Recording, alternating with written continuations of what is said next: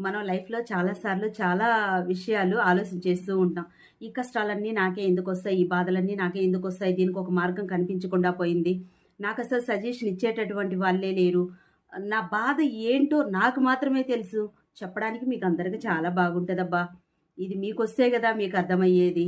అనే విధంగా చాలా వేదాంతాలు మాట్లాడే వాళ్ళని చూస్తూ ఉంటాం. కొంచెం ఏదన్నా స్ట్రగుల్సొచ్చాయి, ఎవరితోనైనా కొంచెం విభేదాలొచ్చాయి, మనసును ప్రశాంతంగా ఉంచుకోకుండా ఒక దగ్గర కుదురుగ్గా కూర్చోలేరు, ఒకరితో మాట్లాడలేరు, వాళ్ళ పని వాళ్ళు చేసుకోలేరు. అంటే రోజంతా తికమకగా, అయోమయంగా గడిపేస్తూ ఉంటారు. మెంటల్‌గా స్ట్రెస్‌గా ఫీలయితూ ఉంటారు. మరి ఇలాంటి ప్రాబ్లమ్స్ అన్నీ ప్రతి మనిషి లైఫ్‌లో ప్రతి మనిషి కూడా ఎవరు హ్యాపీగా రెడ్ తివాచీ పరిచి ఈ భూమి మీదకొచ్చి ఆనందంగా ఉండేటటువంటి వాళ్ళు ఉండరు. ఎందుకు అంటే మనము ప్రతి ఒక్కరిని అబ్జర్వ్ చేస్తూ ఉంటాం. ఎవరికి తగినటువంటి ప్రాబ్లమ్స్ వాళ్ళకుంటాయి. కానీ ఎక్కడ డిఫరెన్స్ ఉంది అంటే ఆ ప్రాబ్లమ్స్ ఎలా సాల్వ్ చేసుకోవాలో తెలిసి ముందుకెళ్తూ ఉంటారు.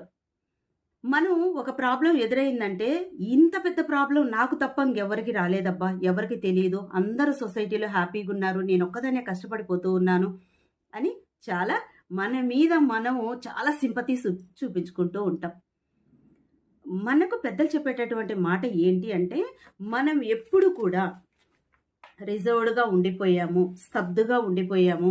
ఎక్కడ వేసిన గొంగలి అక్కడే అన్నట్టుగా ఉన్నాము. కొత్తగా ఏది మనం ప్రయత్నించట్లేదు అంటే, మనం ఏ స్థానంలో ఉన్నామో అక్కడే ఉంటాం. పైకి వెళ్ళాలి అంటే కంపల్సరీ మనం మనకంటూ ఒక దారి చూసుకోవాలి. ఆ దారిలో వెళ్ళడానికి ప్రయత్నించాలి.